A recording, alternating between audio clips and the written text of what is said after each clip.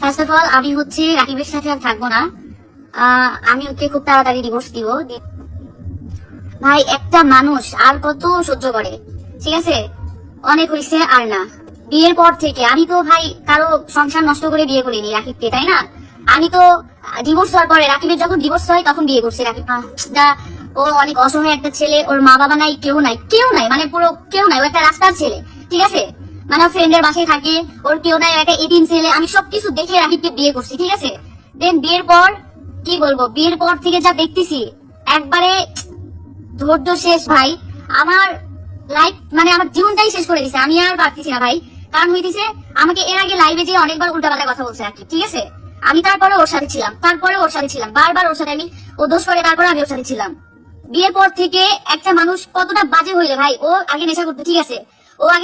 ঠিক আছে, আমিও আগে খারাপ ছিলাম, ও আগে খারাপ ছিল, তাই না? তো আমরা যখন বিয়ে করি তখন রাকিব বলছে যে ও এগুলা করবে না, ও বিয়ের পর ভালো হয়ে যাবে, এগুলা কিছু করবে না। দেন তারপরে হইতেছে আমি ওকে বিয়ে করছি। বিয়ের পর থেকে প্রত্যেক ভাই মানুষ আর কত সহ্য করে, প্রত্যেক দিন নেশা করে, প্রত্যেকদিন আমার সাথে ঝগড়া মারামারি, এগুলো আর কত সহ্য করবো ভাই। ফার্স্ট অফ অল আমি হচ্ছে রাকিবের সাথে আর থাকবো না। আমি ওকে খুব তাড়াতাড়ি ডিভোর্স দিব, মানে এটা থেকে শুরু করলাম।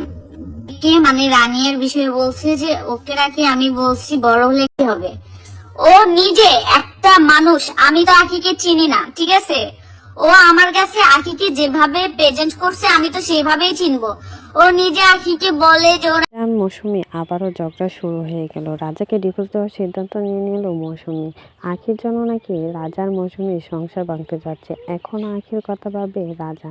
তাই তো এবার লাইভে এসে মাঝরাতে বেবলি বলল রাজা এখনো আখির সাথে কথা বলে, আখিকে নিয়ে ভাবে। আখির জন্য আমাদের সংসারে সবসময় ঝগড়া হয়, আখির জন্য আমাদের সংসারটা ভেঙে যাচ্ছে।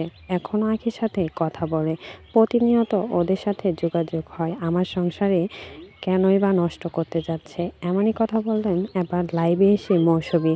আর রাজাদে নেশা করে সেটাও কিন্তু ক্লিয়ার করলেন। এবার সরাসরি বললেন আর পারতেছি না, আমি আর এই সম্পর্ক রাখবো না, আমি এবার রাজাকে ডিভোর্স দিবই, এমনই সিদ্ধান্ত নিয়ে নিলেন বেবলি। তো এই বিষয়ে আরও দেখতে ভিডিওটা না টেনে অবশ্যই সম্পূর্ণ দেখতে থাকুন।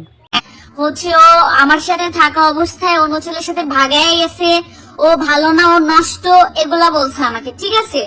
তো যখন আমি দেখলাম যে রানিয়ার ভিডিও নাচানাচি ভিডিও আপলোড দেয়, দেন আমি শুধু একটা কথা বলছিলাম যে বড় হলে হয়তো বা মায়ের মতো হবে, বড় হলে এই মেয়েটা মায়ের মতোই হবে। এগুলা কেন করাইকে দিয়ে? আর ও কি বলছে, আমার নামে মিথ্যা কথা বলছে, ঠিক আছে?